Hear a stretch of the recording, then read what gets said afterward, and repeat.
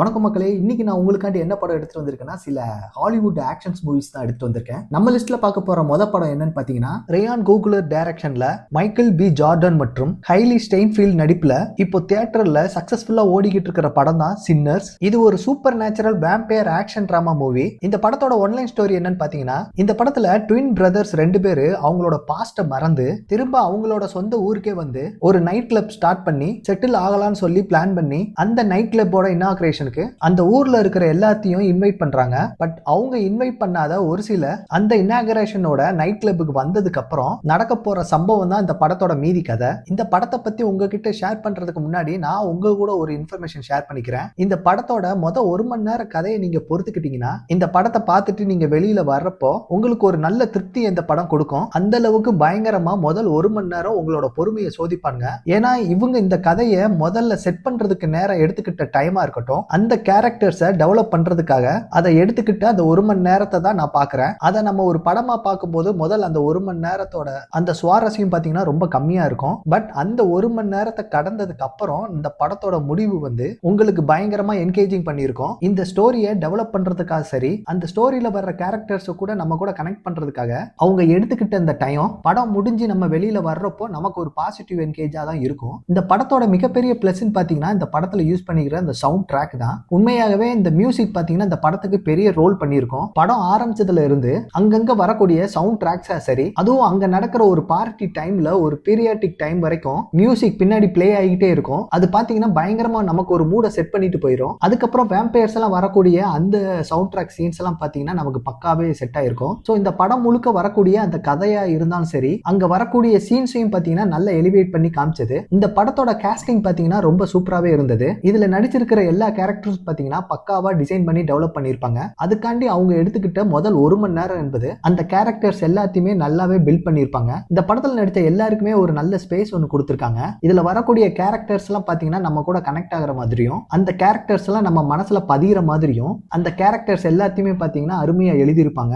அதோட ஜஸ்டிபிகேஷனை அதுல நடித்த எல்லா ஆக்டர்ஸும் பயங்கரமா கொடுத்திருப்பாங்க. இதுல ஸ்பெஷலா மைக்கேல் பி ஜோர்டனோட அந்த டுயல் ரோல் கேரக்டரா பிளே பண்ணியிருப்பாரு. அந்த ரெண்டு கேரக்டர்ஸ்க்கும் பாத்தீங்கன்னா நல்ல டிஃபரன்ஷியேஷன் இருக்கும். அதுலயும் இவரோட ஆக்டிங்ல நல்லாவே அதை போர்ட்ரேட் பண்ணிருப்பாரு. அதுலயும் இதுல முக்கியமான கேரக்டர் ஒருத்தர் பாத்தீங்கன்னா சாமி மோர். அது யாருன்னு பாத்தீங்கன்னா மைல்ஸ் கேட்டன் அப்படிங்கிற ஒரு நியூ கேரக்டர் தான் இதுல இன்ட்ரோடியூஸ் பண்ணிருப்பாங்க. ஆக்சுவலா இந்த படத்துல அவர் ஃபர்ஸ்ட் டெபியூட் மாதிரியே தெரியாது. அந்த அளவுக்கு அவரோட கேரக்டரை நல்லா பிளே பண்ணிருப்பாரு. அதே மாதிரி மேரிங்கிற கேரக்டர்ல ஹைலி ஸ்டெயின்ஃபீல்ட் பாத்தீங்கன்னா பக்காவா பொருந்திருப்பாங்க.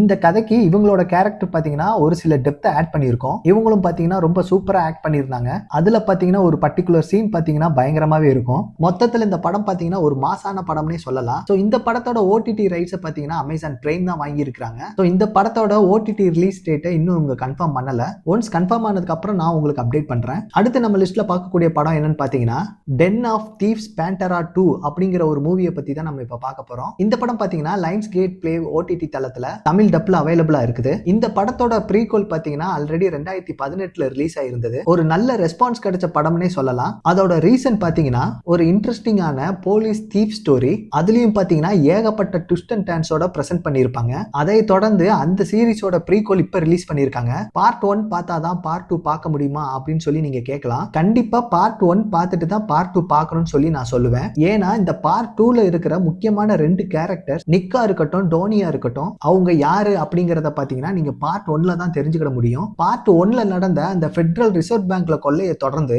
நம்ம நிக்கு பாத்தீங்கன்னா எப்படியாவது டோனியை பிடிச்சே தீரணும் அப்படின்னு சொல்லிட்டு தான் இந்த பார்ட் 2ல இருக்கிறாரு. அதே நேரத்துல அந்த டானி என்ன பண்றான்னு பாத்தீங்கன்னா புதுசா ஒரு கேங்கோட சேர்ந்து ஒரு திருட்டு சம்பவத்துல ஈடுபடுறாரு. முக்கியமா பாத்தீங்கன்னா ஒரு டைமண்ட் கொள்ளையில ஈடுபடுறதுக்காண்டி ஒரு பிளான் ஒன்னு போய்கிட்டு இருக்குது. இந்த டைம்ல நம்ம நிக்கு டானிய ஒரு கட்டத்துல பிடிக்கிற மாதிரி ஒரு சூழ்நிலை உருவாகுது. அவரை பிடிச்சிருவாரு அப்படின்னு சொல்லி நம்ம எதிர்பார்த்துக்கிட்டு இருக்கும்போது அவரோட சேர்ந்து இவரும் அந்த கொள்ளை சம்பவத்துல ஈடுபடுறாரு. இதுக்கப்புறம் பாத்தீங்கன்னா எந்த மாதிரியான சம்பவங்கள் நடக்குது, எதுக்காக இவர் இப்படி ஈடுபடுறாரு, டுவர்ட்ஸ் தி கிளைமாக்ஸ் பாத்தீங்கன்னா ஏகப்பட்ட சம்பவங்களை சொல்லக்கூடியதான் இந்த படம். ஒரு ஸ்டாண்ட் அலோன் ஹேஸ் த்ரில்லரா பார்க்கும்போது இந்த படத்துல வர்ற அந்த ராபரி சீன்ஸ் எல்லாம் பாத்தீங்கன்னா சும்மா சூப்பராகவே எடுத்திருந்தாங்க. எக்ஸாம்பிளுக்கு பாத்தீங்கன்னா அந்த ஸ்டார்டிங்ல காட்டக்கூடிய அந்த கண்டெய்னர் சீனா இருக்கட்டும், அதே மாதிரி அந்த ஆக்சுவல் ராபரி சீனா இருக்கட்டும், அதே மாதிரி அந்த கிளைமேக்ஸ்ல வரக்கூடிய ட்விஸ்டா இருக்கட்டும், இவங்க ரெண்டு பேத்துக்கும் நடக்கக்கூடிய அந்த கான்வர்சேஷன்லாம் இருக்கட்டும், அது எல்லாமே பாத்தீங்கன்னா இந்த படத்துல ரொம்ப நீட்டாவே இருந்தது. அதுலயும் பாத்தீங்கன்னா இந்த படத்துல விஷுவலைசேஷன் எல்லாம் பாத்தீங்கன்னா ரொம்ப நீட்டாவே பிரசன்ட் பண்ணிருப்பாங்க. ப்ராப்பர் ஹேஸ் த்ரில்லரா ஜஸ்டிஃபை பண்ணக்கூடிய இந்த படம் தான். பட் பார்ட் 1 கம்பேர் பண்ணிட்டு பார்ட் 2 பார்க்கும்போது ரொம்ப ரொம்ப பிளாட்டா போகிற மாதிரி ஒரு ஃபீல் தான் நமக்கு வருது. பார்ட் 1ல பாத்தீங்கன்னா ஏகப்பட்ட சர்ப்ரைஸ் எலிமெண்ட்ஸ் வச்சிருப்பாங்க.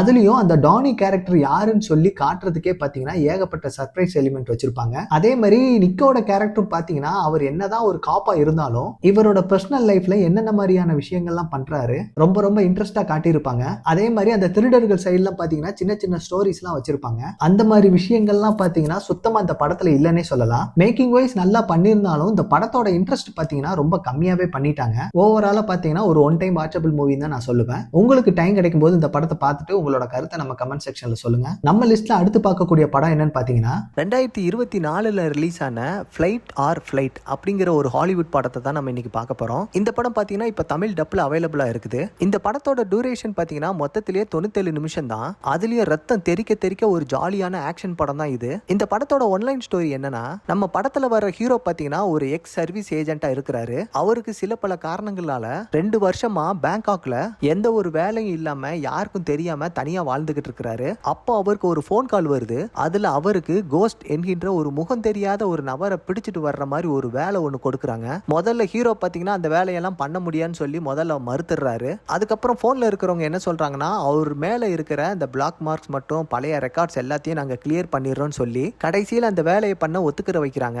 அப்புறம் அந்த கோஸ்ட் பாத்தீங்கன்னா சான் பிரான்சிஸ்கோ அந்த பிளைட்ல அவர் போகிறதா தகவல் கிடைச்சு ஹீரோவை அதே பிளைட்ல அனுப்பிச்சு வைக்கிறாங்க. அங்க போய் பார்த்தா அந்த கோஸ்ட்டை தேடி அந்த பிளைட்ல ஏகப்பட்ட அசசின்ஸ் இருக்காங்க.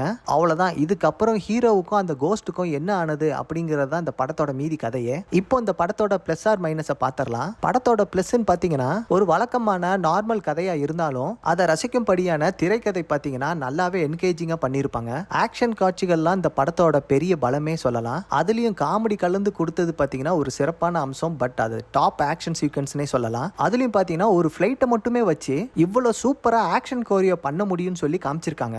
அதுலயும் ஜான் விக் படத்தோட ப்ரொடியூசர் என்பதால சண்டை சீக்வன்ஸுக்கெல்லாம் பாத்தீங்கன்னா ஒரு நல்ல முக்கியத்துவம் கொடுத்திருக்காங்கன்னே சொல்லலாம். இந்த படத்துல ஹீரோவா நடிச்சவர் பாத்தீங்கன்னா இந்த படத்துக்கு செம்மையாவே பொருந்துச்சு. அதுலயும் ஆக்ஷன் சீன்ஸ் எல்லாம் காமெடி கலந்து சிறப்பாவே பண்ணியிருக்கிறாரு. அதே மாதிரி சீக்ரெட் சர்வீஸ் ஏஜென்ட் பாஸா ஒரு லேடி ஒருத்தவங்க வருவாங்க. அவங்களோட கேரக்டர் கேஸ்டிங்கும் பாத்தீங்கன்னா சூப்பராகவே இருந்தது. கடைசியில் கோஸ்ட் கேரக்டரோட ட்விஸ்ட் பாத்தீங்கன்னா நல்லாவே இருக்கும். அதே மாதிரி சினிமோட்டோகிராஃபி மற்றும் சவுண்ட் எஃபெக்ட்ஸ் எல்லாம் சூப்பருங்க. இந்த படத்தோட மைனஸ் பாத்தீங்கன்னா ரொம்ப பிரெடிக்டபிளான கதை தான். இந்த படத்துக்கு பார்ட் 2லாம் பாத்தீங்கன்னா ஒரு தேவையில்லாத மாதிரி தான் இருந்தது. கேரக்டர்லாம் பாத்தீங்கன்னா அவ்வளவு சூப்பரெல்லாம் இல்ல. இன்னும் நல்லா எழுதியிருக்கலாம். கோஸ்ட் கேரக்டரோட பேக் ஸ்டோரிலாம் பாத்தீங்கன்னா அவ்வளவு ஸ்ட்ராங்காலாம் இல்ல. அந்த கேரக்டர் பண்ண போறதா சொல்ற அந்த விஷயமும் பாத்தீங்கன்னா அவ்வளவு கன்வின்சிங்காவும் இல்ல. மொத்தத்தில் இந்த படம் பாத்தீங்கன்னா ஒரு டீசென்ட் வாட்ச்னே சொல்லலாம். உங்களுக்கு ஆக்ஷன் படம் பிடிக்கும்னா இந்த படத்தை நீங்க தாராளமா பார்க்கலாம். நீங்க இந்த படத்தை ட்ரை பண்ணிட்டு உங்களோட கருத்தை நம்ம கமெண்ட் செக்ஷன்ல சொல்லுங்க. மீண்டும் அடுத்த வீடியோவில் சந்திக்கிறேன். நன்றி, வணக்கம்.